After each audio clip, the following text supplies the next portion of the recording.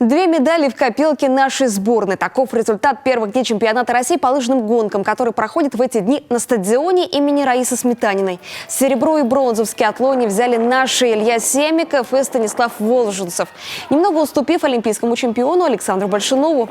За 2 дня на трибунах республиканского лыжного комплекса побывали больше 1000 болельщиков. Причем это не только жители нашей республики. Судя по флагам сильнейших лыжников, приехали поддержать десятки жителей других регионов.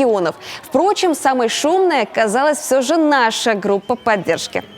Болеем за всех спортсменов, без исключения, но в качестве поддержки за своих спортсменов из села Усыльма.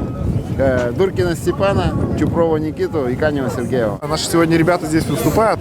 Илья сегодня для нашего, к сожалению, не бежит, но надеемся, что он покажет отличный результат на 15-километровой разделке. Мы болеем за всех лыжников нашей страны. И рады, что они к нам приехали. Россия, вперед!